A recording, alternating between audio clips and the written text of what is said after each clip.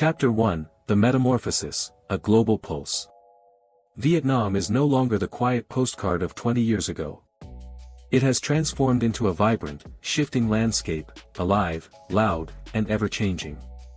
The modernization sweeping through Hanoi, Ho Chi Minh City, Da Nang, and Nha Trang is not merely a trend. It is a tidal wave. Rising from this surf is a new generation, born into a borderless, digital era, carrying a spirit freer, bolder, and more expressive than any that came before. They weave Western ideals into the deep-rooted tapestry of tradition, creating something unmistakably modern, and unmistakably Vietnamese. Step onto Nguyen Hue Walking Street on a Friday evening, and you witness a living kaleidoscope. Under neon glow, street dancers pulse with the rhythm of the city. Teenagers curate their digital identities, capturing angles and moments for TikTok. Foreigners and locals blend seamlessly, as if part of the same mosaic. The youth speak a universal language, confidence, openness, and cultural fluency, consuming global trends at the same velocity as peers in Seoul or New York. Yet this is not imitation. This is reinvention. The older generation watches with a mix of admiration and concern, but the youth continue balancing ancestral respect with personal ambition. Their culture remains uniquely Vietnamese, resilient, restless, and hungry for life.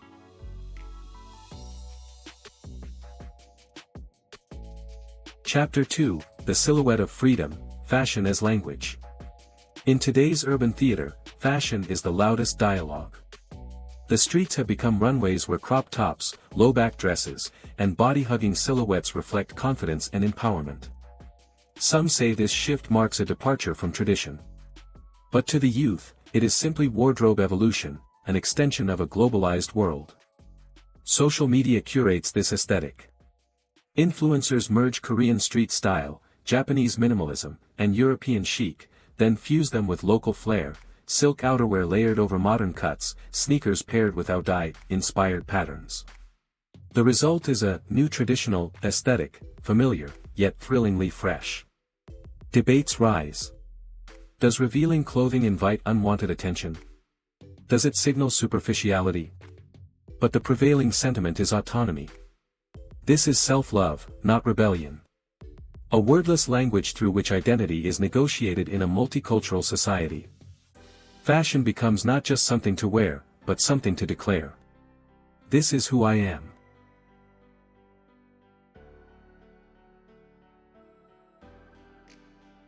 Chapter 3, The Sleepless Hustle, Neon Lights and Shadows.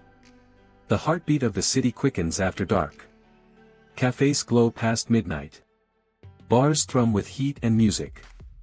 Night markets shimmer, alive with a generation that prioritizes experiences over sleep. Yet beneath the glitter of rooftop parties and carefully curated social media lives lies a quieter, heavier shadow.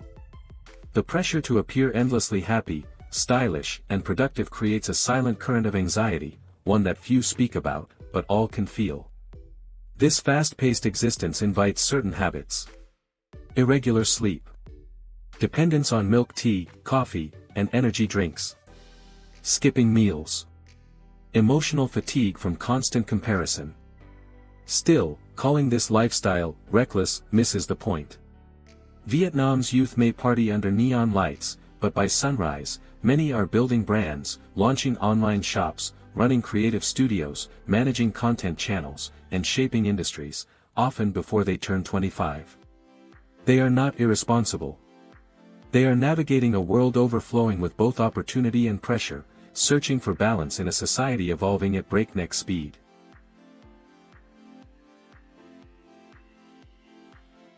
Chapter 4, Digital Hearts, The Complexity of Modern Love. Love today is a delicate dance between simplicity and chaos. Modern romance is open, fluid, and comfortable. Couples freely express affection, explore compatibility, and define relationships on their own terms, unbound by the rigid expectations of the past. Technology expands connection, yet also distorts it. Dating apps offer endless choices, but they also usher in ghosting, insecurity, and the illusion of perfect relationships seen online. A quiet vulnerability underlies it all.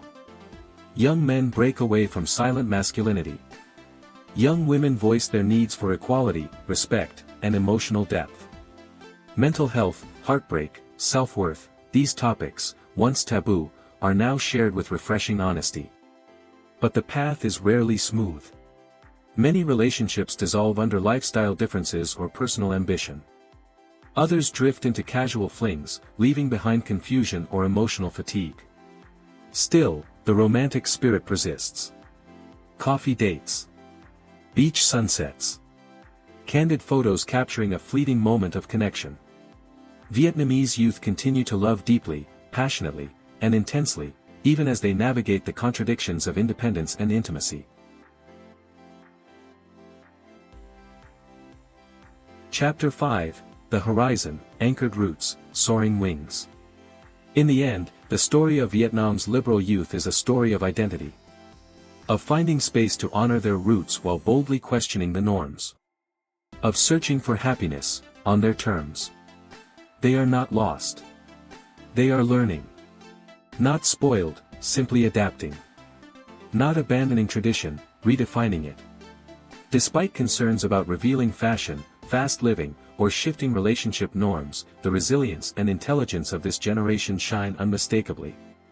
Their journey is imperfect, yet powerful. As Vietnam transforms, its youth remain its beating heart, guiding the nation toward a future that is open, creative, and unapologetically confident.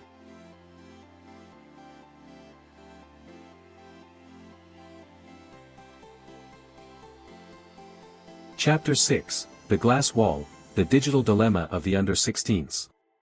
The digital realm is the new playground. A borderless expanse, Noi Gioi Tre Vietnam Dan Hang Giom Hoa Gay De Lut, Zem Va Song Trong De Gioi Ao. Yet, behind that colorful screen, a storm is quietly forming. There is a growing consensus among parents, teachers, and experts. Rang Su Tu Du Vio Bien Tren Internet Ko De La Motly Ro Doc, Dan Cho The He Know Not. The debate is fierce. Should Vietnam follow nations like Australia, and ban social media for those under 16? For many parents, the screen is fear. In the kitchens of Hanoi, in the living rooms of Ho Chi Minh City, mothers whisper their worries. My child cannot tell truth from lies. They are drowning in dirty information, toxic conversations, and strangers with bad intentions. Science echoes their concerns. The prefrontal cortex, the guardian of emotional control, risk management, and decision-making, is not fully formed in adolescence. This leaves them vulnerable. Impulsive. Easily manipulated. Welcome to the glass wall of modern childhood. The internet connects them to the world, yet shields nothing from danger. Behind every screen name may be a predator. Behind every message could be a scammer. That is why the idea of digital guardianship has emerged. Accounts for under 16s, supervised by parents, monitored with care. A desperate attempt to reclaim safety, in a wild digital frontier. It is a clash. A battle between the right to information, and the urgent need to protect innocence. A generation spends 5 to 7 hours a day on screens, too young to understand the risks, yet too connected to step away. Chapter 7, The Freelance Revolution, Breaking the 9 to 5 Chains. If the previous generation worshipped stability, government jobs, corporate ladders, monthly salaries, then today's youth worship freedom. By 2025, a quiet revolution rises. The rise of the freelancer. No offices. No rigid hours.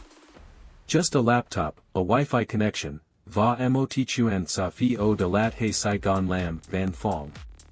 Young Vietnamese are chasing autonomy, mastery over their own time. They want happiness today, not just a pension decades later. Technology tears down borders. A graphic designer in Da Nang can create for a client in London. A copywriter in Saigon can work for a startup in New York. But freedom always has a shadow. The gig economy is a lonely journey. No health insurance. No paid leave. No safety net. Income rises and falls like tides. The legal framework remains thin, leaving freelancers vulnerable to disputes and financial instability. Yet despite the risk, a truth remains. This generation values experience over possessions. Control over their destiny, over the comfort of a stable paycheck. They choose the tightrope walk. Because freedom, to them, is worth it. Chapter 8, The Solitary Self, Individualism versus the Collective. A quiet psychological shift is taking place. Vietnam's ancient backbone, collectivism, is slowly cracking under the pressure of rising individualism. Once, the village mattered. Family mattered. Neighbors mattered. But today, in the glowing high-rises of Saigon, Hanoi, Da Nang, young people increasingly walk alone. Less connected to their communities. Less engaged in the old bonds that shaped generations. This is the loneliness of modern times. Rural youth still dance in festivals, gather in courtyards, celebrate as one. But urban youth? They retreat into private worlds. Earphones in. Eyes on screens. Hearts, somewhere else. Success is no longer about community standing. It is about personal achievement, personal story, personal dreams. They avoid political organizations. Nearly 78% disengage from macro issues, choosing instead the micro world of their own lives. The internet becomes the new village square. For 1/3 of the youth, social media shapes identity more than family, school, or community. They are globally connected, yet locally isolated. The virtual self is replacing the physical we. Chapter 9, The Indie Soul, Authenticity in Sound. In the vacuum left by commercial pop, a new melody grows. Soft. Honest. Independent. This is the era of indie music, the soundtrack of introverts, thinkers, and seekers of authenticity. Artists like Ngat Band, Vu, Ka Hoi Hong, reject the polished machine of mainstream pop. No flashy choreography. No manufactured image. Just truth, raw and self-produced. Indie is not just a genre. It is a philosophy. A declaration, I create my own way. From the tender sounds of indie folk, to the rebellious waves of indie punk, this music values emotion over perfection. Soul over formula. Story over spectacle. It mirrors the generation itself. They refuse the corporate 9 to 5. They refuse mass-produced music. They crave authenticity, even if imperfect. It is independence turned into art. And a way to make a living, without losing oneself. Chapter 10, The Changing Hearth, Redefining Family and Gender. The Vietnamese family, once strict and structured, is reshaping itself. Arranged marriages have faded.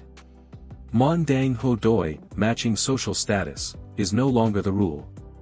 Today, love decides. Compatibility decides.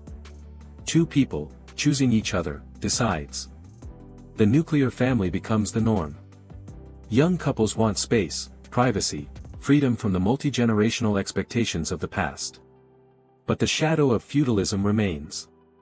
Though society speaks loudly of gender equality, the burden of emotional labor and housework still falls heavily on women. The second shift, working a full-time job, then coming home to cook, clean, care, remains. Equality is misunderstood. Many think equality means protecting women, instead of empowering everyone. Men, too, wish to escape the strong provider stereotype. And slowly, quietly, the definition of family expands. The LGBTQ+ community seeks recognition, inclusion, and love, not as outliers, but as equal members of the modern Vietnamese narrative. Family is changing. Gender is changing. And the heart of society beats to a new rhythm. Chapter 11, The Instant Economy, Trend Chasing and Livestream Dreams. Welcome to the era of the trend economy, where a single viral moment can spark a nationwide business trend. Salted coffee. Coin cakes. Hand-pounded lemon tea. One trend rises, the youth sees it, and within days, a business is born. Live streaming becomes the new marketplace. With just a phone and a ring light, anyone can become a seller, a performer, a brand. No degree needed. No store needed. Just charisma, and the courage to speak to thousands watching live. But this economy is a wave. It rises fast. It crashes even faster. Those who jump early win big. Those who hesitate, lose everything. It reflects the mindset of modern youth. Hurry. Win fast. Adapt constantly. Move to the next big thing. It is high risk, high reward. A constant chase for the next viral moment. Chapter 12, The Canvas of Self, Personalization and Sustainable Fashion.